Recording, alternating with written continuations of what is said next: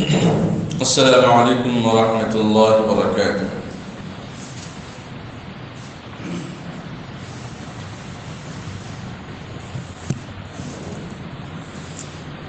الحمد للہ نحمده ونستعینه ونستغفره ونؤمن به ونتوکل علیہ ونعوذ بالله من شرور أنفسنا ومن سيئات أعمالنا من يهده الله فلا مضل له ومن يضلله فلا هادي له ونشهد أن لا إله إلا الله وحده لا شريك له ونشهد أن سيدنا وحبيبنا ونبينا ومولانا محمدا عبده ورسوله اللهم صل على محمد في أول كلامنا اللهم صل على محمد في أوسط كلامنا اللهم صل على محمد في آخر كلامنا اللهم صل على محمد وعلى آله وأصحابه وأزواجه وأهل بيته أجمعين أما بعد فأعوذ بالله من الشيطان الرجيم بسم الله الرحمن الرحيم وما خلقت الجن والإنس إلا ليعبدون وقال الله تبارك وتعالى في القرآن المبين سنفرغ لكم أيها الثقلان فبأي آلاء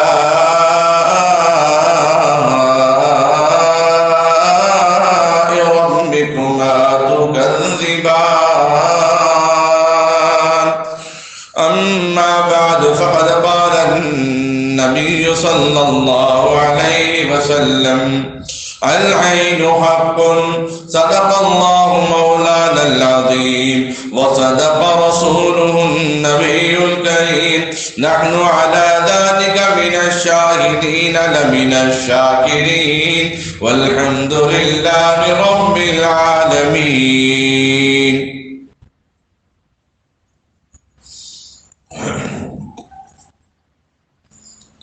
قابل قدر بزرگوں، عزیز نوجوان ساتھیوں، اللہ رب العزت کا بڑا فضل اور بڑا کرم ہوا۔ اللہ تبارک و تعالیٰ نے مجھے اور آپ کو جمعہ کا یہ مبارک موقع، جمعہ کا یہ مبارک وقت، جمعہ کا یہ مبارک دن جمع ہونے کی توفیق عطا فرمائی، اپنے گھر ہمیں بلایا اور اپنا مقدس مہمان بنایا، ہمارے مغفرت کا سامان اور ہمارے عافیت کا سامان، ہمارے خیر کا سامان اللہ تبارک و تعالیٰ نے اپنے گھر میں، مساجد میں عبادت کے موقع پر اور خصوصاً جمعہ کے موقع پر اللہ تبارک و تعالیٰ نے ہمیں اور یہ موقع عطا فرمایا ہے۔ اس وقت چند کلمات تعزیت کے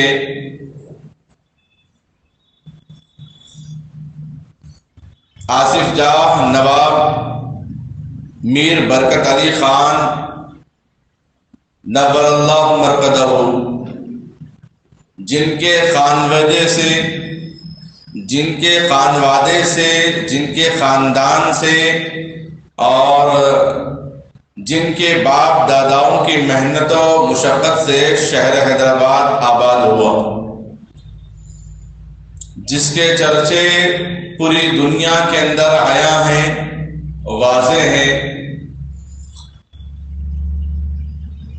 جس کے خاندان کے نام پہ مکہ مسجد مشہور ہو، جس کے خاندان کے نام سے چار مینار مشہور ہو، جس کے خاندان کے نام سے عثمانیہ کالج مشہور ہو، جس کے خاندان کے نام سے درشہر ہاسپٹل مشہور ہوں، اور بھی فلاحی اور تنظیمی ادارے جو شہر حیدرآباد کے اندر بھرے پڑے ہیں، جس سے مسلمان ہی نہیں بلکہ غیر مسلم بھی استفادہ کر رہے ہیں، ہمارے نوجوان بچے بھی فائدہ اٹھا رہے ہیں۔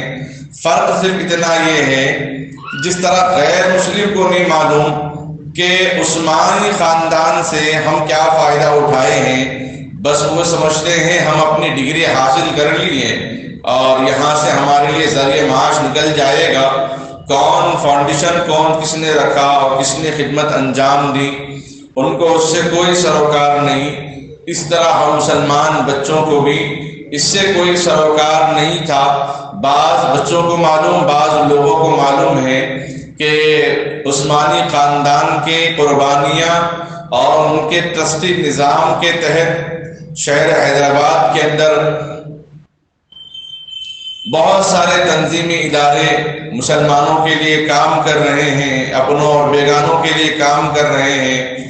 اور حد تو یہ ہے کہ بعض لوگ یہ کہنے لگے، جن کو تاریخ نہیں معلوم نا، نیم حکیم خطرے جان، جن کو تاریخ نہیں معلوم، جن کو علم نہیں معلوم، جن کو کچھ آتا نہ جاتا، ان سے سوال کرے تو الٹا اختلاف ڈال کے چلے جاتے، کیونکہ اپنی ناک بچانا ہے۔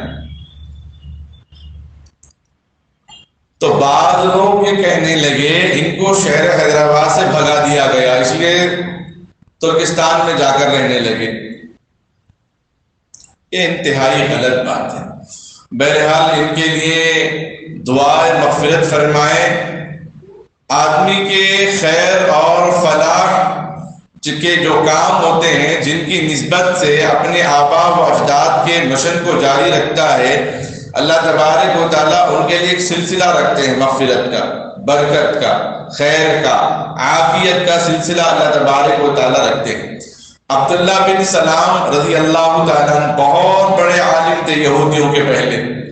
جب نبی پاک صلی اللہ علیہ وسلم سے ملاقات ہوئی، اسلام قبول کیے، تو کہنے لگے یا رسول اللہ، یہود کو اگر معلوم ہو جائے میں نے اسلام قبول کر لیا تو میرے بارے میں ایل فیل بولیں گے، اس لیے میں چھپ جاتا ہوں، جب یہ لوگ آئیں گے تو ان سے پوچھنا میرے بارے میں۔ اس کے بعد یہود کی ایک جماعت آئی تو اللہ کے نبی صلی اللہ علیہ وسلم نے فرمایا، عبداللہ بن سلام کیسے آدمی ہے تمہارے درمیان؟ عبداللہ بن سلام اندر چھپ گئے، اسلام قبول کرے، ان کو میں نہیں معلوم تھا۔ تو کہنے لگے کہ یا رسول اللہ، وہ تو بہت بڑے عالم ہیں، ہمارے بہت بڑے امام ہیں، بہت بڑے امام کے بیٹے ہیں، اہل علم ہیں، صاحب تقویٰ ہیں، صاحب ایمان اور ولی پرست ہیں۔ اچھا، اتنے میں عبداللہ بن سلام باہر آئے، اشہد ان لا الہ الا اللہ و اشہد ان محمد رسول اللہ پڑھتے ہوئے آئے۔ تو کہنے لگے میں نے اسلام قبول کر لیا۔ تو فوراً یہودیوں نے اپنا کایا پلٹ دیا، کہنے لگے یا رسول اللہ، یہ تو بہت بڑا بدتمیز ہے، یہ تو بہت بڑا نافرمان ہے، اس کا باپ بھی نافرمان تھا، یہ تو ایسا ایسا، اس کا باپ بھی ایسا ایسا تھا۔ تو عبداللہ بن سلام کہنے لگے یا رسول اللہ، میں نے کہا نہیں تھا کہ یہ لوگ ایسی بات بتائیں گے، اس لیے میں نے چھپ کے آپ کے سامنے تصدیق کر دی۔ تو بہرحال عبداللہ بن سلام کی خوبی کو جب یاد کیا گیا تو ان کی باپ کی خوبی کو بھی یاد کیا گیا۔ یہودیوں نے کیا کہا کہ یہ بھی بہت اچھے ہیں، ان کے باپ بھی بہت اچھے ہیں، یہ اچھے ان کے باپ بہت اچھے کہنا گویا مرحوم کے لیے ایصال ثواب ہے، مرحوم کے لیے خیر ہے، اور نیکیاں اور درجات بلند ہوتے ہیں، بڑھ جاتے ہیں۔ اور حدیث میں ہے لا تسبوا الاموات، کوئی انسان تو گناہوں سے پاک نہیں ہوتا، لیکن اللہ کے نبی علیہ السلام نے فرمایا مرے ہوئے لوگوں کی برائی بیان نہ کرو، خیر کو تلاش کرو، خوبیوں کو تلاش کرو، عافیت کو تلاش کرو۔ خیر، ایک بات کا افسوس ہے، جس نام سے شہر آباد ہوا، جس نام سے لوگوں کے لیے بہت سارے کام وجود میں آئے اور شہر کے اندر لوگوں کے لیے روزی روٹی کا معاملہ، آنے جانے کا اور پوری دنیا کا، برے خصوصاً ہندوستان کا ایک مرکز بن گیا تھا، اور جب برکت علی صاحب کا انتقال ہو گیا تو میر صاحب کا نواب عثمانی کے 8ویں صاحبزادے کا انتقال ہوا، تو چاہیے تو یہ تھا کہ پورے حیدرآباد کے اندر چھٹی کا اعلان کرتے۔ حالانکہ یہ بھی ایک بات ہے کہ ابوالکلام نے اپنے وفات سے پہلے ہی بتا دیا کہ جب میرا انتقال ہو جائے تو تعلیمی چھٹی کا اعلان بالکل نہیں کرنا تاکہ تعلیم کا نقصان نہ ہو۔ یہ بات صحیح ہے، لیکن آج کل کے لوگوں کو تعلیم سے واقفیت نہیں ہے۔ کم سے کم سرکاری تعطیل کا یا کم سے کم سرکاری اعلان باضابطہ اس کے لیے آنا چاہیے تھا۔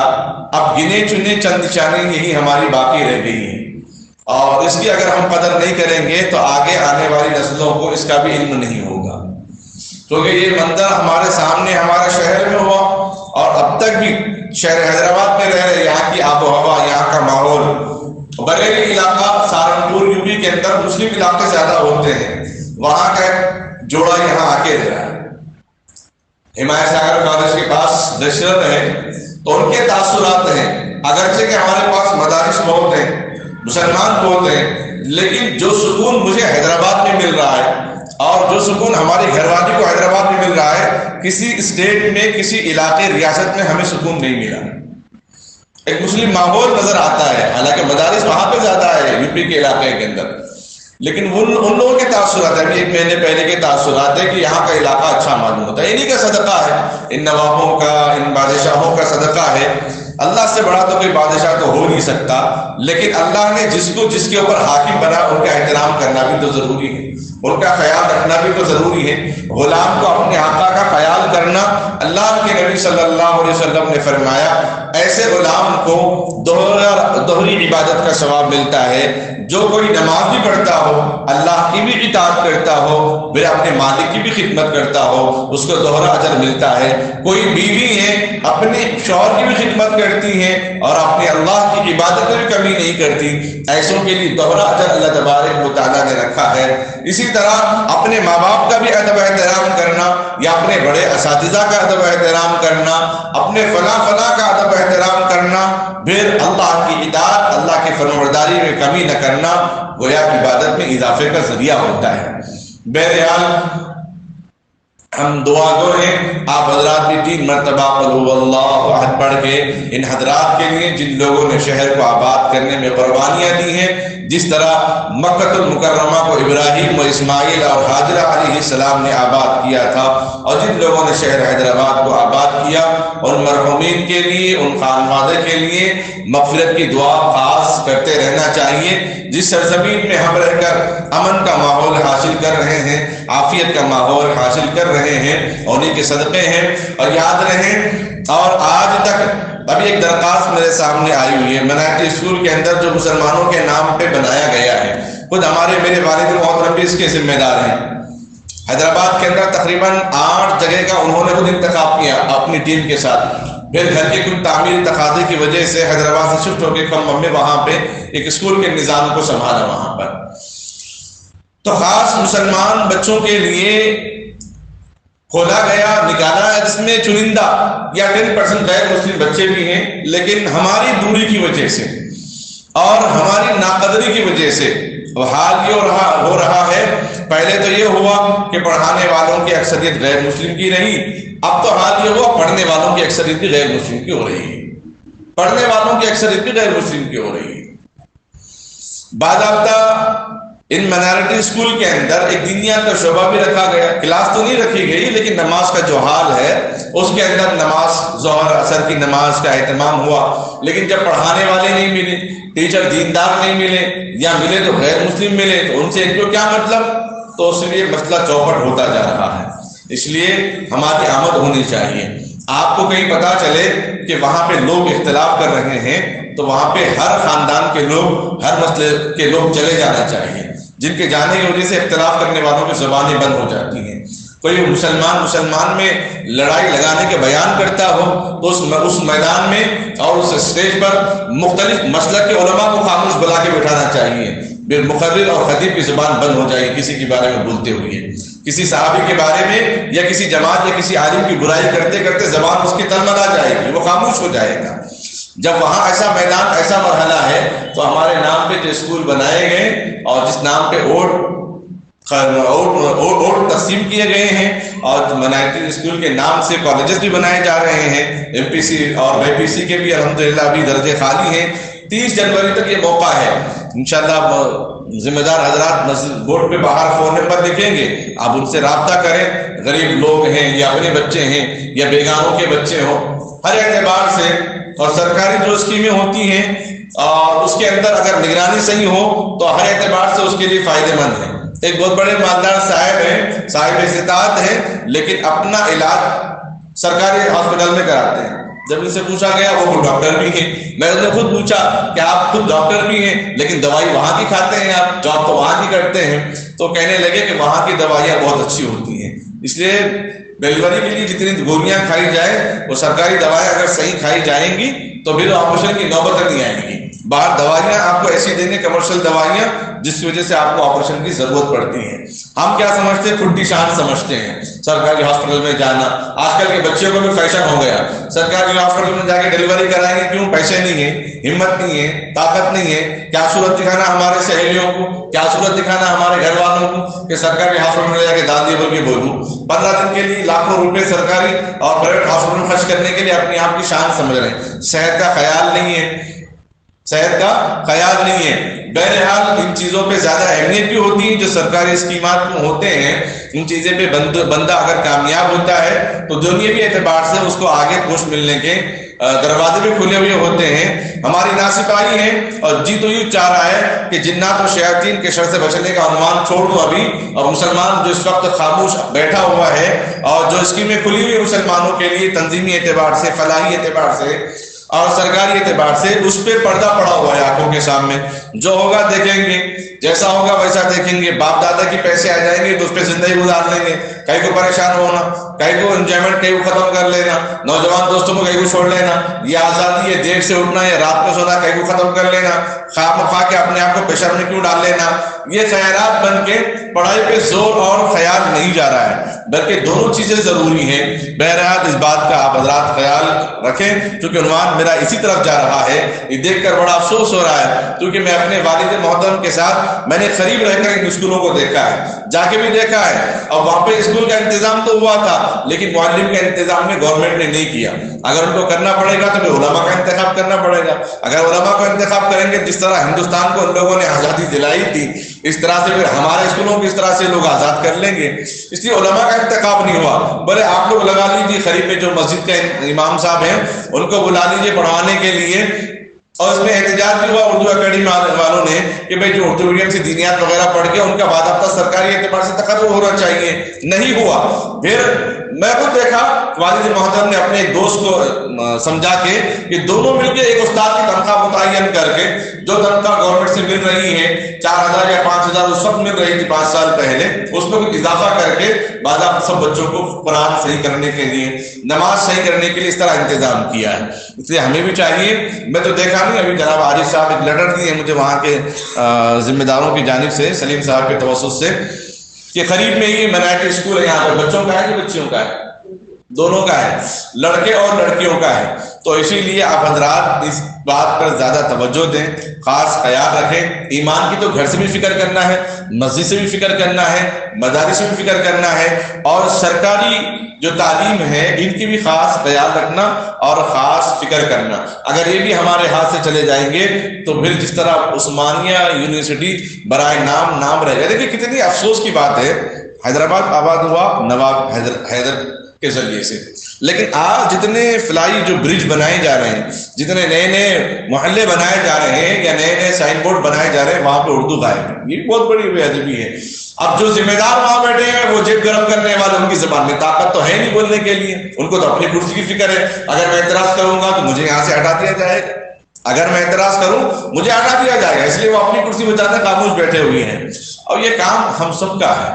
اگر وہ نہیں لکھیں، ایک علاقے کے اندر تیلگو اور انگلش میں نام لکھا گیا بس اسٹینڈ کے اندر، وہاں کے نوجوان جمع ہو گئے، فوراً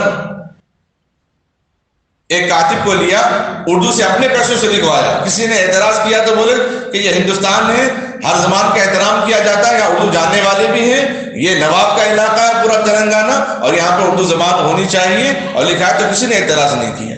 کسی نے بھی اعتراض نہیں کیا، کم سے کم اتنا تو معلوم ہو کہ اردو ایسی ہوتی ہے۔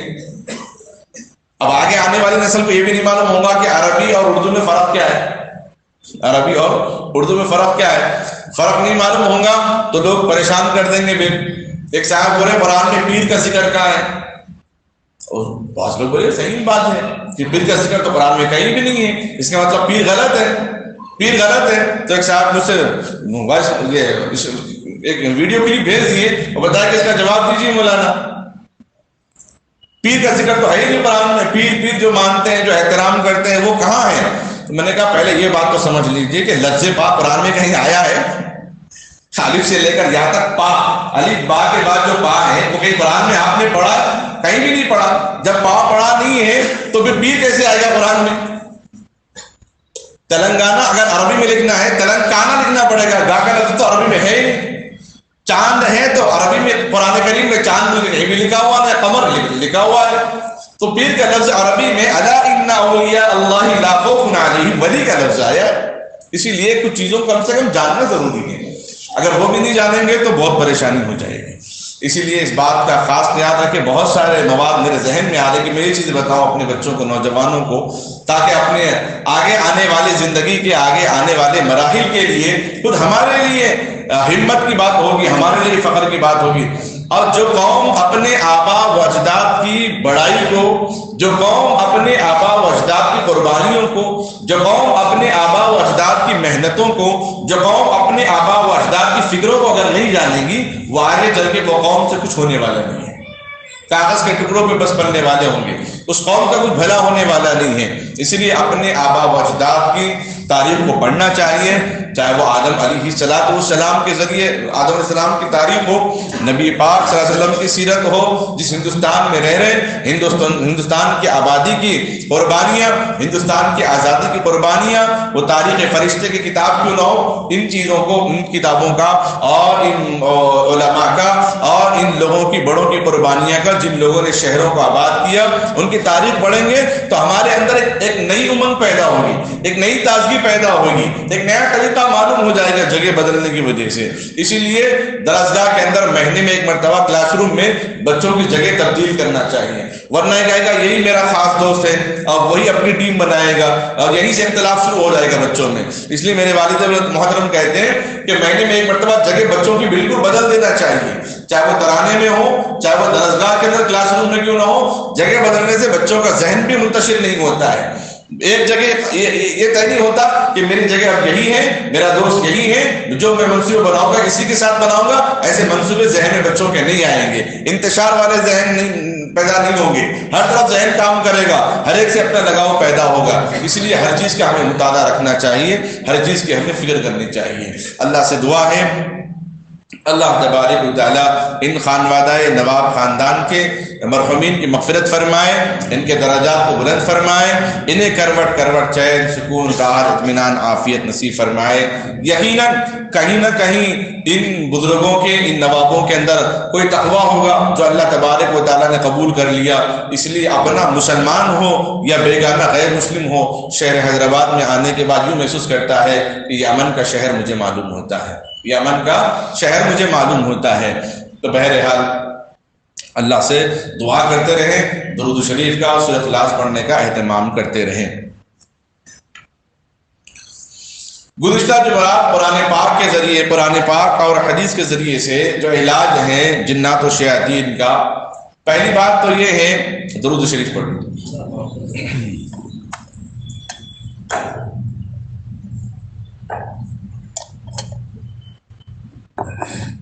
اللہ نے صاحب قرآن کریم میں کہہ دیا وَمَا خَلَقْتُ الْجِنَّ وَالْإِنسَ إِلَّا لِيَعْبُدُونَ، ہم نے انسان اور جنات کو عبادت کے لیے پیدا کیا۔ اس کو ذہن میں رکھیں۔ اصحاب بدر میں اللہ تبارک و تعالیٰ نے جو کامیابی عطا فرمائی ہے بدر والوں کے اندر، وہ ایمان کی برکت سے اللہ نے کامیابی عطا فرمائی ہے، ایمان کی تقویت کی وجہ سے اللہ تبارک و تعالیٰ نے ان کو کامیابی عطا فرمائی، ایمان کی خوبی کی وجہ سے اللہ نے ان کو کامیابی عطا فرمائی ہے، للہیت کی وجہ سے اللہ نے ان کو کامیابی عطا فرمائی ہے۔ وہ ایمان کی تقویت ہمارے اندر برقرار ہونی چاہیے، آدمی یہ نہ سوچے کہ بھئی جو وظیفہ مجھے بتایا جا رہا ہے میں تو اس قابل نہیں ہوں، میں تو عالم نہیں ہوں، میں تو فلاں نہیں ہوں، میں تو فلاں نہیں ہوں، میں کیسے عمل کر لوں گا، میرے بات پہ کیسے اثر ہوگا۔ اللہ کے نبی صلی اللہ علیہ وسلم کے پاس ایک صحابی آتے ہیں، مختصر بولو، اسے میں 2 مرتبہ بول دیا ہوں، کہتے ہیں یا رسول اللہ مجھ سے بہت بڑا گناہ ہوا، میں شرمندہ ہوں، میں شرمندہ ہوں، ہزاروں قطار رونے لگے۔ اللہ کے نبی نے ان کو تسلی دی، بھی رونے لگے، یہاں اور تسلی دی، بھی کہنے لگے غلطی کیا ہے؟ فرمایا خلاصہ مختصر کہ یا رسول اللہ میں نے اپنے ہاتھ سے اپنی لڑکی کو زندہ دفن کیا تھا۔ اللہ کے نبی صلی اللہ علیہ وسلم نے یہ منظر سنا، پورا واقعہ، تو روئے اور اس کے بعد آنسو آیا۔ اس کے بعد فرمایا یاد رکھو اسلام قبول کرنے کے بعد اللہ سارے گناہ معاف فرما دیتا ہے، کوئی گناہ تمہارے ذمہ نہیں ہے، خرچ ہے تو اپنی جگہ، لیکن اپنی ذات اپنے نفس کے اعتبار سے کوئی گناہ تمہارے ذمہ نہیں ہے، اللہ سب معاف کر دیتا ہے۔ اسی طریقے سے بندہ جب توبہ کرتا ہے، استغفار پڑھتا ہے، درود شریف پڑھتا ہے، اللہ اس کے سارے گناہ معاف فرما دیتے ہیں۔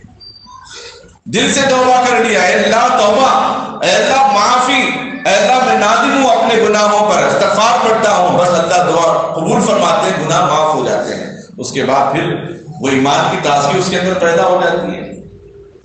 علامہ انور شاہ کشمیری رحمۃ اللہ علیہ کے بہت معروف تھے علامہ اقبال، ہر طرح کی زندگی انہوں نے گزاری، عیش کی زندگی گزاری، شراب کی زندگی گزاری، لیکن جب بزرگ کی بات ان کے دل پہ اثر گئی تو انہوں نے علامہ انور شاہ کشمیری رحمۃ اللہ علیہ کی ایک بات پر عمل کیا۔ وہ کیا عمل تھا؟ انہوں نے فرمایا کہ 1 کروڑ مرتبہ درود شریف پڑھنے کا اہتمام کر لیں، اللہ ہر دعا قبول فرمائیں گے، ہر جائز دعا قبول فرمائیں گے، اور کوئی وظیفہ پڑھنا، کوئی عمل کرنا مشکل نہیں ہوگا۔ جو بندہ درود شریف کثرت سے پڑھتا ہے اس کے لیے عمل مشکل نہیں ہوتا ہے۔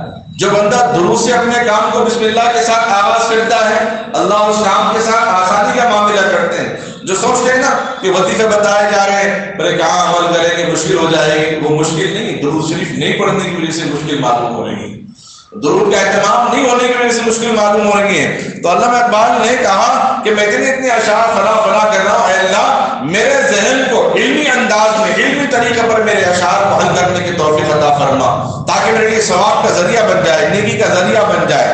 تو اللہ تبارک و تعالیٰ نے ان کی دعا ایسے قبول فرمائی۔ آج بھی بڑے بڑے علماء، محدثین، اولیاء ان کے اشعار کا حوالہ دے کر بیان کرتے ہیں، اپنی کتابوں میں ان کے اشعار ان کے نام کے ساتھ لکھی ہوئی ہے۔ تو انہوں نے فرمایا، علامہ انور شاہ کشمیری نے مجھے بتایا، ان کی بات مجھے پسند آئی تو روز آنا۔ تو ایک صاحب نے پوچھا کہ آپ بدلے کیسے؟ فرمایا یہ عمل سے۔ علامہ انور شاہ کشمیری رحمۃ اللہ علیہ نے مجھے یہ وظیفہ بتایا تھا۔ کیا وظیفہ؟ فرمایا 1 کروڑ مرتبہ درود شریف پڑھنے کا اہتمام کرو، روزانہ کبھی 5000 مرتبہ پڑھتا، کبھی 3000، جتنا ہو سکے مجھ سے پڑھنے کا اہتمام کرتا، تو میرے لیے سب گناہ کو چھوڑنا آسان ہو گیا، میرے لیے کوئی کام مشکل نظر نہیں آیا۔ اور جب بھی میں اشعار بنانے کے لیے بیٹھتا، جملے بنانے کے لیے، تو میرا ذہن دین ہی کی طرف پلٹتے رہتا۔ گھر میں باہر میدان میں کوئی چیز دکھائی دے، کوئی اچھا کھانا، کوئی اچھا پھل، کوئی اچھی ترکاری دکھائی دے، تو آپ جس سے محبت کریں گے اس کا خیال آئے گا، بھائی لے کے جاؤ، اس کو کھلاؤ۔ بچوں کا خیال آئے گا، ماں باپ کا خیال آئے گا، اپنے گھر والوں کا خیال آئے گا، یا اپنے دوستوں کا خیال آئے گا۔ تو اسی طریقے سے جس طرح بندہ 24 گھنٹے نبی کی اطاعت، نبی کی فرمانبرداری، نبی کی اطاعت کا ذوق شوق رکھ کر نبی پر درود پڑھتا رہے گا، اس کا خیال بھی اللہ تبارک و تعالیٰ نبی علیہ السلام کی طرف ہی رکھیں گے۔ اس کا آپ اہتمام کریں، بہت آسان عمل ہے، بہت آسان عمل ہے، یہ کوئی مشکل کام نہیں ہے۔ تو اللہ رب العزت نے کیا فرمایا؟ وَمَا خَلَقْتُ الْجِنَّ وَالْإِنسَ إِلَّا لِيَعْبُدُونِ، ہم نے انسان اور جنات کو اپنی عبادت کے لیے پیدا فرمایا ہے۔ جنات اور انسان کو عبادت کے لیے پیدا فرمایا، تو جنات بھی مکلف ہے ہماری عبادت کے، جنات بھی مکلف ہے ہماری عبادت کے۔ یا ایھا الذین آمنوا، اللہ نے کہا، وہاں صرف مسلمان انسان مراد نہیں ہے، وہاں جنات بھی مراد ہیں، وہاں عورتیں بھی مراد ہیں۔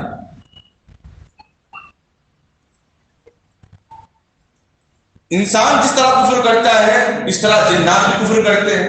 انسان کفر کرتا ہے تو جہنم ہے، جنات بھی اگر کفر کرتے ہیں تو جہنم میں جاتے ہیں۔ سنفرغ لكم أيها الثقلان، یہ ثقلان میں جنات اور انسان دونوں کی جماعتیں مراد ہیں. جس طرح وَمَا خَلَقْتُ الْجِنَّ وَالْإِنسَ إِلَّا لِيَعْبُدُونَ، جہاں پر جنات اور انسان کا باضابطہ اللہ نے نام لے کر بیان فرمایا ہے، ان کو بھی اللہ نے عبادت کے لیے پیدا فرمایا. جس طرح انسانوں کے لیے جنت ہے اس طرح جنات کے لیے بھی جنت ہے. جس طرح انسانوں کے لیے جہنم ہے اس طرح جنات کے لیے بھی جہنم ہے. جس طرح انسانوں کو خدا سے ڈرنا ہے اس طرح جنات کو بھی خدا سے ڈرنا ہے. جس طرح انسانوں کی جماعت ہوتی ہے اس طرح اللہ رب العزت نے جنات کی بھی جماعت رکھی ہے. اسی لیے تو اللہ رب العزت نے سورہ جن کو رکھا ہے. سورہ جن میں جو اللہ تبارک و تعالیٰ نے انسانوں کو بتا دیا ہے کہ جنات کا کیا معاملہ، کیسے اللہ کے نبی صلی اللہ علیہ وسلم کے ساتھ انہوں نے اسلام قبول کیا اور کیسے ان لوگوں نے نبی کی اطاعت میں اپنی زندگی کو اپنے آپ کو وقف کر دیا، جس میں اللہ تبارک و تعالیٰ نے انسان میں کفر اور مومن بنایا ہے. اس طرح جنات کے اندر ایک جن اور دوسرا شیطان بنایا ہے. شیطان وہ ہے جو کفر کرنے والا، اور کفر کی تعلیم شریعت نے حرام قرار دی. ایسا حرام نہیں جیسا شراب حرام ہے، بلکہ اس سے بھی زیادہ حرام، ایسا حرام جیسا انسان کفر کر رہا ہو، جیسا انسان کفر کر رہا ہو. اس لیے جادو کا کرنا یا کرانا یا اس کی ترغیب دینا یہ حرام بھی ہے اور کفر میں داخل ہونے والا عمل بھی ہے. ان چیزوں سے اپنے آپ کو بچانا. سب سے بڑی بات، سب سے بنیادی بات یہ ہے جنات و شیاطین کے شرور و فتن سے بچنے کا نبوی نسخہ. انسان ہمیشہ باوضو رہنے کی کوشش کرے. مکان پورا بنانے کے بعد تانبے کے بیروں سے، تانبے کے پلیٹ سے نمک، کنکر، کوئلہ وغیرہ ڈال کے ارتھنگ لگا دیتے وہاں پر. شارٹ سرکٹ نہیں ہونا، فلاں ارتھنگ نہیں آنا، فلاں ہونا، فلاں ہونا. اسی طرح اللہ تبارک و تعالیٰ نے وضو کو ایسا ہتھیار بنایا کہ جب بندہ وضو سے ہوتا ہے تو جنات و شیاطین وسوسہ بھی نہیں ڈال نہیں سکتے. ایک انسان باوضو ہے، ایک انسان بے وضو ہے، دونوں میں بہت بڑا فرق ہوتا ہے ذہنی اعتبار سے. وضو سے رہنے والا اس پاکی کے دائرے میں رہتا ہے، بے وضو رہنے والا گناہ گار تو نہیں ہے لیکن ذہن منتشر ہوتا رہتا ہے. اللہ کے نبی صلی اللہ علیہ وسلم نے فرمایا، حدیث میں دونوں روایتیں آئی ہیں، جو وضو کا پانی ہے، حدیث میں وضو سے بچا ہوا پانی کھڑے ہو کر پینے کا حکم دیا گیا. اب آپ ذہن میں یہ مت لائیے کہ اتنا بڑا ہاؤس ہے، پانی کیا کر رہے ہیں، پھر مسجد والوں سے پوچھیں گے، خطیب صاحب بولے کھڑے ہو کر پیو بول کے. پھر پہلے زمانے میں ٹوٹی کے لوٹے میں لے کر بیٹھ کے وضو بنایا جاتا تھا. اس سے فائدہ یہ ہے کہ وسوسے نہیں آتے. کیوں؟ چھینٹے اوپر نہیں گرتے. تو وضو کا بچا ہوا پانی ماء زمزم کے برابر، زمزم کے پانی کے برابر ہے. دوسرا، وضو کرنے کے بعد جو گرا ہوا پانی ہے، اگر وہ پانی مطلب وضو بناتے بناتے ڈب میں کر دیے اور ڈب میں پانی ہے، کوئی بیمار ہے، کوئی نظر کسی کو لگ گئی ہے، وہ پانی سے اگر اس کو وضو وغیرہ کرا دے، اگر وضو نہیں ہوتا ہے لیکن وضو کرا دے، تو وضو سے وضو کیا ہوا پانی بھی مائع مستعمل جس کو کہتے ہیں، استعمال کیا ہوا پانی، وہ پانی سے بھی انسان کا علاج ہوتا ہے. ایک تو ہے وضو سے بچا ہوا پانی، بہت فائدے مند. دوسرا ہے وضو کرنے کے بعد جو پانی ٹب میں گرا، نالے میں ڈالنے کے بعد تو اٹھانے کے قابل نہیں ہوتا، وہ پانی سے بھی انسان کا علاج ہو جاتا ہے. اس کو بھی اللہ تبارک و تعالیٰ صحت دیتے ہیں. حضرت انس رضی اللہ تعالیٰ عنہ کی حدیث ہے،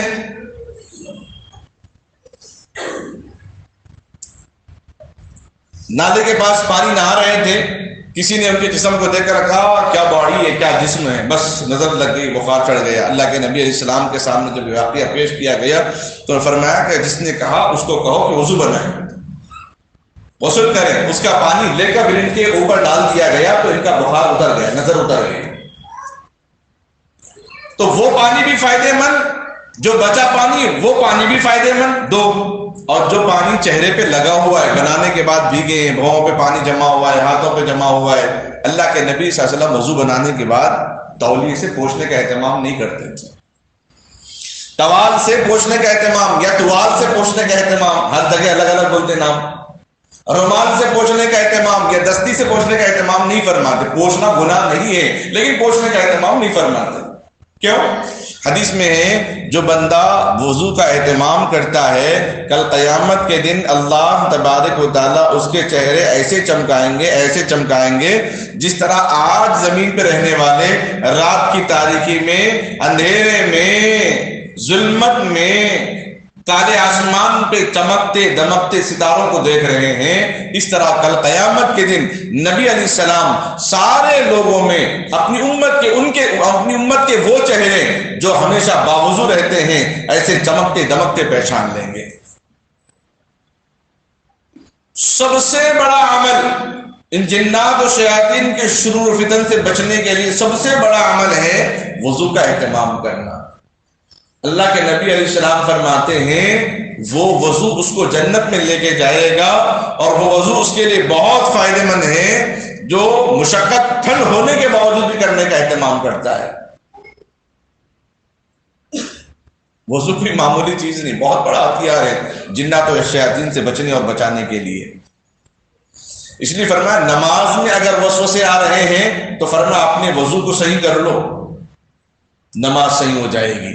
نماز میں ابتدا میں بسم اللہ کا حکم اور درمیان میں اللہم اغفر لی ذنبی ووسع لی فی داری وبارک لی فی رزقی، اس موقع پر اللہ سے دعا کی جا رہی ہے اللہم اغفر لی، اللہ میری مغفرت فرما، ذنبی ووسع لی فی داری وبارک لی فی رزقی، اپنے گھر کی برکت، اپنے رزق کی برکت کی دعا کر رہے ہیں وہاں پر۔ اس موقع پر وہ دعا اللہ تبارک و تعالیٰ قبول فرماتے ہیں۔ پھر وضو کے بعد اللہم اجعلنی من التوابین واجعلنی من المتطہرین، جو دوسرا کلمہ پڑھنے کے بعد اشہد ان لا الہ الا اللہ واشہد ان محمدا عبدہ ورسولہ اللہم اجعلنی من التوابین واجعلنی من المتطہرین۔ ایک تو پاک ہو گیا وضو سے، پھر اللہ سے اپنی دل کی پاکی کی دعا کر رہا ہے۔ بہت بڑا عمل ہے وضو کا والا عمل۔ اور دوسری بات، گھر کے اندر اگر ایسے کوئی متاثر ہو رہے ہوں جنات و شیاطین سے تو ان کے لیے سب سے مؤثر عمل جو گزشتہ میں نے معوذتین سے بتایا ہے، 4 قل پڑھنے کے اہتمام سے گزشتہ جمعہ میں نے بتایا ہے۔ اس مرتبہ ایک حدیث ہے، اس مرتبہ محدثین فرماتے ہیں کہ جس گھر کے اندر بھی ایسا معلوم ہو جائے کہ جادو ہوا ہے یا جنات و شیاطین کا اثر ہے تو پورے گھر والے بیٹھ جائیں اور سب مل کے سورہ بقرہ پڑھیں۔ اگر سب کو پڑھنا نہیں آیا، جس کو بھی پڑھنا آتا ہے بیٹھ کے سنیں، 11 دن تک روزانہ یہ عمل کرے۔ روزانہ 1 مرتبہ سورہ بقرہ پڑھنا ہے، شروع سے ختم تک سب بیٹھنا ہے، تراویح کے جیسا نہیں۔ اور شروع کرے تو رکوع میں جاتا تھا کہ ہم بھی شریک ہو گئے۔ اگر واقعی عمل انہیں آنا ہے، واقعی کامیاب ہونا ہے تو یہ عمل کرنا ہے۔ 11 دن تک روزانہ صبح یا شام کے وقت میں سورہ بقرہ پڑھ کے ایک مٹکے میں یا جگ میں اس پہ پانی پہ دم کر دے اور سارے گھر والے پی لیں اس کو، اور اس کا کچھ پانی اپنے چہرے پہ مل لیں، کچھ پانی گھر کے دیواروں کے اطراف میں ڈال دیں، نیچے نہ ڈالیں بلکہ دیواروں کے اطراف جہاں پہ لوگوں کا آنا جانا نہ ہو، انشاءاللہ یہ اثر ختم ہو جائے گا، جنات و شیاطین کے شرور فتن کا اثر ختم ہو جائے گا۔ ایک خاتون اپنا علاج کرنے کے لیے عیسائی پادری کے پاس گئی، اپنا جادو کا علاج ختم کرنے کے لیے، اور وہاں بیٹھ کر آیت الکرسی پڑھنے لگی، اور اس کے بعد جب عیسائی پادری کے پاس گئی تو اس نے کہا کہ تم مسلمان ہو، تم شاید کچھ پڑھ رہی تھی، اس کی وجہ سے میں تمہارا علاج نہیں کر سکتا۔ اس نے لاکھ کہا کہ نہیں میرا علاج کر دیجئے، اس نے کہا کہ نہیں تمہارا علاج تمہارا قرآن ہے، تمہارا علاج تمہارا قرآن ہے، جادو قرآن کے سامنے چل نہیں سکتا، جادو کا اثر قرآن کے سامنے نہیں ہو سکتا۔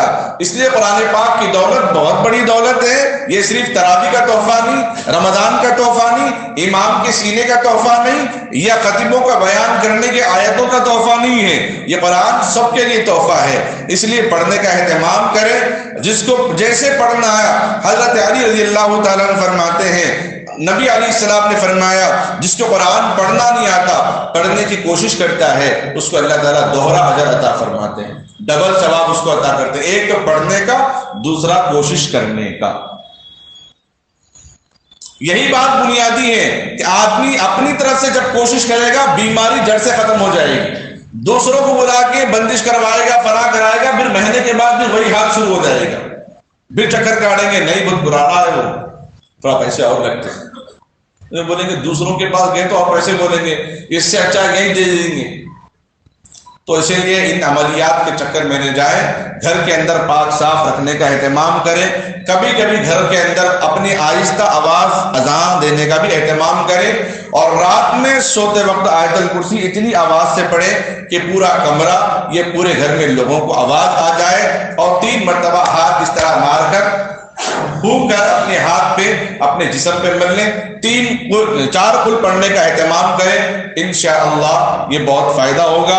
کامیاب اب تجربہ بھی ہوا اس بات پر کہ ہمارے پڑوس میں 2 نوجوان بچے تھے، دونوں بھائی بڑے کالج میں پڑھنے والے، ایک ڈگری کرنے والے، ایک کالج میں پڑھنے والے، دونوں کرناٹک کے رہنے والے تھے، اور آ کر مجھ سے کہنے لگے گھر کے اندر آوازیں آ رہی ہیں. مطلب کیسی آوازیں آ رہی ہیں؟ مثال کے طور پہ میں آپ کو بتا رہا ہوں تاکہ آپ کو اس بات کے اندر سمجھ میں آ جائے. مطلب کیسی آوازیں آ رہی ہیں؟ کہنے لگے ڈائننگ ٹیبل کی کرسیاں ہل رہی ہیں، ادھر سے ادھر جا رہا ہے، ادھر سے ادھر جا رہے ہیں. مطلب آپ لوگ اچھا دیکھیں؟ ہاں ہم لوگ اچھا دیکھیں. 3 بجے سے ہم دونوں جاگ رہے ہیں اور باضابطہ 2-3 دن سے ہو رہا ہے. مطلب ٹھیک ہے، رات میں سونے سے پہلے 4 قل آیت الکرسی پڑھ کے سونے کا اہتمام کیجئے. اس کے بعد کل مجھے بولنا. تو اس کے بعد پھر وہ کل 2 نوجوان آئے، دوسرے دن آ کے کہنے لگے گھر کے اندر تو کوئی آواز نہیں، لیکن باہر سے کوئی دروازہ مار رہے ہیں، باہر سے کوئی دروازہ مار رہے ہیں. تو اس کے بعد میں نے کہا اذان دیجیے اور دروازہ لگا کر بسم اللہ پڑھ کے بند کرنے کا اہتمام کیجیے. اس کے بعد انہوں نے اسی طرح اہتمام کیا. تو اس کے بعد تیسرے دن ہی آ کر کہنے لگے اب کوئی شکایت نہیں، نہ گھر کے باہر سے آواز آ رہی، نہ گھر کے اندر سے آواز آ رہی.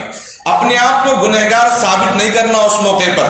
جنات و شیاطین نے کسی پر اثر ہوا، ارے میں کیا کر سکتا ہوں، آپ ہی کر سکتے ہیں. آپ کے اندر وہ طاقت ہے جو دنیا مل کر بھی آپ کے ایمان کو خرید نہیں سکتی، وہی اصل طاقت ہے. آپ سوچیں کہ میں مسلمان ہوں، میرے کلمے پر اگر یقین نہیں ہے تو مجھے یقین کرنا چاہیے. اگر میں گنہگار ہوں تو میں اپنے گناہوں سے توبہ کر کے ابھی سے میں اس بات پر عمل کر رہا ہوں. پھر دوسرے دن اگر وہ گناہ کر لے تو نبی علیہ السلام نے فرمایا اللہ اس کے گناہ کو معاف کرنے والا ہے، مجھے اور آپ کو اس پہ الزام لگانے کی اجازت نہیں ہے. اس لیے ہر آدمی اپنے اس عمل کا اہتمام کرنے کا خاص خیال رکھے، انشاءاللہ بہت فائدہ ہوگا. چونکہ بہت سارے گھر کے ماحول اس کی وجہ سے خراب ہوتے جا رہے ہیں، نت نئے فتنے پیدا ہوتے جا رہے ہیں. اللہ سے دعا کریں اللہ تعالی ہم تمام امت مسلمہ کو جنات و شیاطین کے شرور فتن سے بچنے کی توفیق عطا فرماوے. آمین. وآخر دعوانا الحمدللہ رب العالمین. چند باتیں آپ حضرات کے سامنے جنات و شیاطین سے بچنے کے جو نسخے ہیں، اور سب سے پہلی بات اس بات کو ذہن میں رکھیں، اللہ نے ان کو بھی عبادت کے لیے پیدا فرمایا، ہمیں بھی عبادت کے لیے پیدا فرمایا. اس بات کو ذہن میں رکھیں. اور ابتدائی بنیادی بات یہ ہے کہ وضو کا خاص اہتمام کرنا، اپنے گھروں کے اندر بھی ہو یا مسجد میں ہو یا سفر میں بھی ہو. سفر میں چلے جا رہے ہیں، وضو کر کے اہتمام سے اگر چلے جائیں گے فرشتوں کو اللہ تعالیٰ ہماری حفاظت کے لیے بھیجیں گے. اور دوسری بات یہ ہے کہ اپنے گھروں کے اندر ہفتے میں 1-8 مرتبہ عود کے دھوئیں کا دخان لینے کا اہتمام کرنا چاہیے، اس سے جراثیم بھی ختم ہوتے ہیں.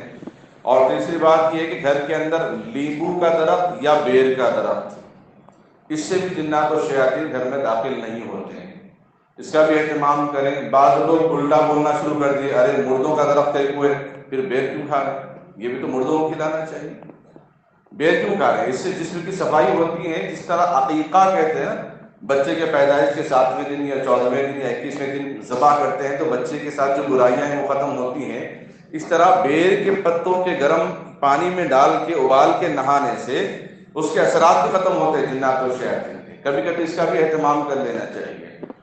اور رات میں خصوصاً سوتے وقت میں اپنا گھر کا دروازہ بند کرتے وقت آیت الکرسی یا کم سے کم بسم اللہ پڑھ کے دروازہ بند کرنے کا اہتمام کرنا. اور رات میں جلد سونے کا اہتمام کرنا، چونکہ رات جو شروع ہوتی ہے وہ مغربی یورپی ممالک والوں کی شروع ہوتی، وہاں دن شروع ہو جاتا ہے. اب وہاں رات میں عشاء کے بعد فون کریں گے، ان لوگ کی صبح ہوتی رہے گی. اب یہ ٹائم پہ فون کریں گے، بھائی کیا رات کے 3-4 بج رہے آپ فون کریں ہمارے کو. ایسے ہی جنات و شیاطین کی جو صبح ہوتی ہے وہ مغرب سے ہوتی ہے، صبح فجر تک ختم ہو جاتی ہے ان کی رات، ان کی صبح ختم ہو جاتی ہے. تو اسی لیے رات میں ادھر ادھر بے فضول پھرنے اور گلیوں میں ٹھہرنے، کچرے کنجیوں میں ٹھہرنے سے اجتناب کرنا چاہیے، خصوصاً چھوٹے بچوں کو اور ہماری خواتین ماں بہنوں کو۔ اور شادی خانے وغیرہ میں بھی چلے جاتے ہیں، چونکہ دعا ہے نا، اللہم انی اعوذ بک من الخبث والخبائث، دو، ایک جنات، ایک شیطان ہوتا ہے، ایک فرشتہ ہوتا ہے۔ جب انسان باوضو ہوتا ہے تو فرشتہ اچھا خیال دل میں ڈالتا ہے، چاہے وضو رہے یا رہے، وضو رہے تو اچھے خیالات زیادہ پیدا ہوتے ہیں۔ جیسے مسجد میں بیٹھے ہیں، وضو ہے، چلو 2 رکعت نفل پڑھ لیں گے، اشراق کا وقت ہوا، اوابین کا وقت ہوا، ارے تہجد کا وقت ہوا، چلو 2 رکعت نماز پڑھ لیں گے۔ اگر وضو نہیں ہے، بعد میں دیکھیں گے، باہر جا کے آنا پڑتا، دیکھیں گے تھوڑی دیر کے بعد۔ تو ایک فرشتہ خیر کی طرف ذہن منتقل کرتا ہے اور ایک شیطان ہے جو شر کی طرف ذہن منتقل کرتا ہے۔ تو اسی طریقے سے بیت الخلاء میں داخل ہوتے وقت ان چیزوں سے بچنے کے لیے دعاؤں کا خاص اہتمام، بچوں کو خاص دعائیں پڑھوانے کا خاص اہتمام کرتے رہنا چاہیے۔ اگر کبھی ایسا لگے کہ بھئی نہیں اثر ہوا، فنا ہوا، فلاں ہوا، تو 4 قل کثرت سے پڑھنے کا اہتمام کریں، درود شریف کثرت سے پڑھنے کا اہتمام کریں۔ اگر کوئی اس بیماری میں، جادو وغیرہ میں، جنات و شیاطین کے سحر سے، شرور فتن، شر اور فتن سے، اگر اس وبا سے، اس وبال سے اگر مر بھی جاتا ہے تو اس کو شہادت کا درجہ ملتا ہے، اس کو شہادت کا درجہ ملتا ہے۔ سب سے پہلی بات یہ ذہن میں بٹھائیں، ان کو بھی اللہ نے عبادت کے لیے پیدا فرمایا، ہمیں بھی اللہ نے عبادت کے لیے پیدا فرمایا۔ جہاں ہم قرآن پڑھتے ہیں وہ بھی قرآن پڑھتے ہیں، جہاں ہم نماز پڑھتے ہیں وہ بھی نماز پڑھتے ہیں۔ نہیں پڑھنے والے ہیں تو وہ غیر مسلم ہیں، نہیں پڑھنے والے ہیں تو وہ شیاطین ہیں۔ جنات تو ہر عبادت کرتے ہیں۔ ابھی ہم نماز کے بعد السلام علیکم ورحمۃ اللہ، السلام علیکم ورحمۃ اللہ، یہ سلام صرف آپ کو اطلاع دینے کے لیے، نماز ختم کرنے کے لیے، یہ سلامتی، یہ رحمت، یہ دعائیں فرشتوں کے لیے بھی ہیں، جنات کے لیے بھی۔ تو اسی لیے زیادہ ڈر جو وہم بیٹھا ہوا ہے نا، اس کو نکال دیں، وضو سے اہتمام اور درود شریف کثرت سے پڑھنے کا اہتمام کریں گے، انشاءاللہ خاص فائدہ ہوگا۔ اور دوسرا اعلان جو ابھی مرانٹی اسکول کی جانب سے، کالج کی جانب سے آیا ہے، انٹرمیڈیٹ کے داخلے چل رہے ہیں، ایم پی سی اور بی پی سی کے، اور آن لائن داخلے بھی ہیں انشاءاللہ۔ یہ نمبر مودل صاحب باہر بورڈ پہ بھی آپ لکھ دیجیے، بعد میں سے سہولت سے لوگ دیکھ لیں گے اور آن لائن سے رابطہ کریں گے۔ آن لائن بھی داخلے جاری ہیں، اس کے 30 جنوری آخری تاریخ ہے، اس سے آپ استفادہ اٹھائیے، کیونکہ مسلم قوم، مسلم نام کے ساتھ اس کا آغاز کیا گیا ہے۔ اور جو بچے مدارس میں نہیں پڑھ رہے اور ان چیزوں سے تعلیم حاصل کر کے اپنے سرکاری عہدوں کو برقرار رکھ کے، جہاں رشوت خوری کا معاملہ ہے، ہم ایسی جگہوں پر ان بچوں کو داخلہ دلوا کر ان چیزوں کو ختم کر سکتے ہیں۔ بعض لوگ بولتے ہیں آپ اس کی ترغیب کیوں دے رہے ہیں خطیب صاحب، دنیاوی تعلیم کی ترغیب کیوں دے رہے ہیں؟ بھائی ایک عابد، ایک عالم، ایک مفتی جو ہے، اور اس کو زیادہ ترجیح اس معاملے پر نہیں دی جاتی کہ آپ دنیاوی کاموں میں زیادہ لگ جائیں، اس کو ترجیح یہ دی جاتی ہے کہ دینی کاموں میں آپ زیادہ لگ جائیں۔ لیکن عام لوگوں کے ترجیح دی جا سکتی ہیں۔ آپ یہ سوچیں کہ وکیل کے پیشے کو میں کیوں اپناؤں، پولیس کے پیشے کو میں کیوں اپناؤں، جو بدنام زمانہ ہے جھوٹ بولنے میں۔ آپ مسلمان ہیں، آپ اس میں سچائی کے ساتھ اپنی عدالت میں اپنی بات رکھ کے اس جھوٹ کو اور اس پیشے کے اندر جن لوگوں نے غلط فہمی پیدا کی ہے، آپ اس مقام پہ بیٹھ کر لوگوں کے ذہنوں کو تبدیل کر سکتے ہیں، لوگوں کو رشوت خوری سے بچا سکتے ہیں۔ اس لیے سے اگر آپ کریں گے، جو اللہ تبارک و تعالیٰ نے تنخواہ دی ہے، اور اللہ اس کے اندر انشاءاللہ کچھ حصہ میں مسجد کے لیے نکالوں گا، اپنے غریب خاندانوں کے لیے نکالوں گا، تو یہ عبادت ہے۔ جو آدمی محنت مزدوری کرے اپنی دکان میں، جو آدمی مزدوری کرے اپنی کھیتی باڑی میں، جو آدمی ملازمت کرے اپنی نوکری میں، تو فرمایا وہ عبادت ہے۔ جو مال اپنے بیوی بچوں پر خرچ کرتا ہو، جو مال سود پہ خرچ نہیں کیا، شراب پہ خرچ نہیں کیا، فلاں گناہوں پہ خرچ نہیں کیا، بلکہ پیٹ بھرنے کے لیے خرچ کیا ہے، اپنے گھر کی حفاظت کے لیے خرچ کیا، اپنے کپڑوں کے لیے خرچ کیا، اپنے بچوں کے لیے تعلیم کے لیے خرچ کیا، یہ عبادت ہے۔ اس لیے سے بچوں کو دونوں تعلیم حاصل کروانا چاہیے، اس کی زیادہ فکر کرنے کا اہتمام کریں۔ درود شریف پڑھیں۔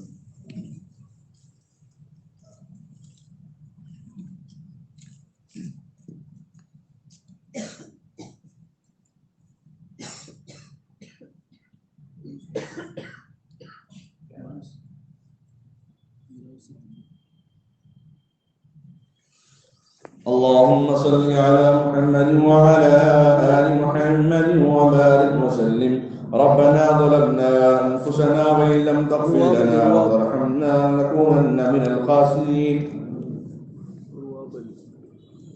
اللهم اجعلني من التوابين واجعلني من المتطهرين. اللهم اغفر لي ذنبي ووسع لي في داري وبارك لي في رزقي. اللهم إني على تلاوة القرآن وذكرك وشكرك وحسن عبادتك. هو الله الذي لا إله إلا هو الأول والآخر والظاهر والباطن وهو بكل شيء عليم. اے اللہ ہم سب کے گناہوں کو معاف فرما. اے اللہ ہم سب کی خطاؤں کو درگزر فرما. اے اللہ رحم کا، کرم کا، درگزر کا، چین کا، سکون کا، عافیت کا معاملہ فرما. اے اللہ جنات و شیاطین کے شرور فتن سے حفاظت فرما. اے اللہ وہ بھی مخلوق ہیں، ہم بھی مخلوق ہیں، ہمیں اپنے کام کرنے والا بنا، انہیں اپنے کام کرنے کی توفیق عطا فرما. اے اللہ نہ انسانوں کو گندگی اختیار کرنے والا بنا، نہ جنات کو ان چیزوں سے انسانوں کو متاثر ہونے والا بنا.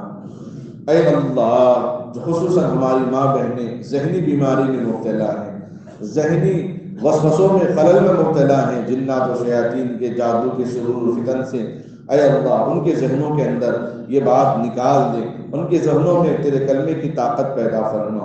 اے اللہ تیرے آیت الکرسی کے مقدس آیت کی اے اللہ عظمت پیدا فرما. اے اللہ 4 قل کی طاقت اور عظمت پیدا فرما. سورہ بقرہ کی عظمت اور طاقت ہمارے دلوں کے اندر عطا فرما. تیرے کلام سے، تیرے نام میں جو برکت، جو حلاوت ہے، کسی کے اندر کچھ نہیں ہے. اے اللہ تیرے نام سے، تیرے حلاوت سے، تیرے کلام سے ہمیں ہر چیز حاصل کرنے والا بنا. تیرے کلام سے، تیرے نام سے ہمیں برکت اور رفعت اور مقام اور مرتبہ اور درجہ اور نظر بد سے، برائیوں سے، جادو سے، شریروں کی شرارت سے، حاسدین کی حسد سے حفاظت فرما. اے اللہ تو نے بہت بڑا تحفہ امت کو دیا ہے ان خرافات سے بچنے کا. اے اللہ سورہ ناس، سورہ فلق بہت بڑا تحفہ دیا ہے. سورہ اخلاص، سورہ کافرون بہت بڑا تحفہ دیا ہے. سورہ بقرہ، سورہ فاتحہ بہت بڑا تحفہ دیا ہے. اس کو روزانہ پڑھنے کی توفیق عطا فرما، اس پر اہتمام کرنے کی توفیق عطا فرما. اے اللہ بیماروں کو شفا عطا فرما. خصوصاً اے اللہ افشا فاطمہ کو صحت و عافیت عطا فرما. اے اللہ عبد الوحید صاحب کو صحت و عافیت عطا فرما. محمد یوسف صاحب، شمیم سلطانہ، محمد سیف، خیر النساء، محمد منیر الدین، محمد افضل، محمد وسیم، محمد عبداللہ، نادیہ بیگم، رواب علی صاحب، شہناز بیگم، محمد غوث. اے اللہ ان سب کو صحت و عافیت تندرستی عطا فرما. اے اللہ جو اپنے سفر میں لگے ہوئے ہیں ان کو اپنے سفر میں کامیابی عطا فرما. اے اللہ پڑھنے والے بچوں کو کامیابی عطا فرما. مرحومین کی مغفرت فرما، خصوصاً الحاج شرف الدین صاحب کی مغفرت فرما، ان کے درجات کو بلند فرما. اے اللہ آصف جہاں سامع نواب صاحب کی مغفرت فرما، میر برکت علی خان صاحب کی مغفرت فرما. ان کے فرزند جناب عظمت جاں بہادر صاحب کو صحت عطا فرما. ان کے خانوادے کو اے اللہ ہم تعزیت کرتے ہیں، اے اللہ انہیں صحت عطا فرما. جو انہوں نے خدمات انجام دی شہر حیدرآباد میں، ہندوستان کی آزادی میں، اے اللہ ہزاروں ٹن انہوں نے سونا قربان کر دیا ہے. اے اللہ ان کی قربانی کو قبول فرما. ہم نوجوانوں کو، ہم مسلمانوں کو، اپنوں کو، بیگانوں کو حیدرآباد کی تاریخ یاد رکھنے اور اس کی تاریخ کو پروان چڑھانے کی توفیق عطا فرما. اے اللہ ہر جگہ مسلمان کی ایک تاریخ ہے، اے اللہ نوجوان نسلوں کو اس کی تاریخ کو دہرانے کی توفیق عطا فرما. اس تاریخ کو پڑھ کر ہمیں بھی اپنی زندگی میں تبدیلی لانے کی توفیق عطا فرما. مال اگر آیا ہے تو خرچ کرنے کی، کھلانے پلانے کی توفیق عطا فرما. اے اللہ غربت اگر آئی ہے تو اس پر صبر کرنے کی طاقت عطا فرما. بیماری آئی ہے تو اے اللہ شفا عطا فرما. صحت مند ہے تو اس طاقت کو تیرے خدمت میں تیرے کام میں لانے کی توفیق عطا فرما. اے اللہ ہم سب کو صحت عطا فرما. اے اللہ ان کی مغفرت فرما. اور بھی حضرات محمد یوسف صاحب، اے اللہ ان کی مغفرت فرما. اے اللہ عقیل صاحب کو صحت و عافیت تندرستی عطا فرما. اے اللہ ہمارا سلطانہ صاحبہ کی مغفرت فرما. سعیدہ بیگم، محمد امیر، جعفر صاحب، عظمیٰ خاتون، زینت بیگم، نور جہاں بیگم، محمد معین الدین، محمد زین العابدین، ان سب کی مغفرت فرما، ان سب کے درجات کو بلند فرما۔ مسجد میں بیٹھے بڑے حضرات ہیں، ان کے گھٹنوں میں، ان کے جسم میں کہیں نہ کہیں تکلیف ہوگی، مولا ان سب کو شفا عطا فرما، تندرستی عطا فرما، طاقت و قوت عطا فرما۔ اے اللہ جن کے گھر بن رہے ہیں، اے اللہ خیر خوبی کے ساتھ مکان بننے اور بنانے کی توفیق عطا فرما۔ ذاتی مکان بھی بہت بڑی نعمت ہے، اے اللہ ہم میں سے ہر کسی کو ایک ذاتی مکان عطا فرما، تاکہ یکسوئی سے رہ کر اپنے کام انجام دینے کی توفیق ہو جائے۔ اے اللہ جتنے حاضرین ہیں ہر ایک کے دل میں کوئی نہ کوئی تمنا ہے، آرزو ہے، امید ہے، اے اللہ ان سب کے جائز ضرورتوں کو مکمل فرما، اے اللہ ان سب کے جائز خواہشات کو مکمل فرما، چھوٹے چھوٹے معصوم بچوں کی حفاظت فرما، اے اللہ جو کالج میں پڑھنے والے بچے اور بچیاں ہیں ان کی حفاظت فرما، اے اللہ نکاح کے لیے آسان فرما، نوجوان لڑکے لڑکیوں کے لیے آسانی فراوانی کا معاملہ فرما، اے اللہ جو بے روزگار ہیں انہیں بہترین روزگار عطا فرما، اے اللہ ہم سب کو نمازوں کا پابند بنا، 5 وقت نماز کی پابندی کرنے والا بنا، قرآن کی تلاوت کرنے والا بنا، اے اللہ درود پاک پڑھنے والی زبان عطا فرما، ذکر کرنے والی زبان عطا فرما، شکر ادا کرنے والا دل نصیب فرما، اے اللہ ہماتن ہر وقت قوم کی خدمت میں لگے رہنے والا بنا، مسلم ممالکوں کی حفاظت فرما، فلسطین کی سرزمین کی حفاظت فرما، کشمیر کی سرزمین کی حفاظت فرما، مسلم ممالکوں کی حفاظت فرما، شہر مکہ اور مدینے کی حفاظت فرما،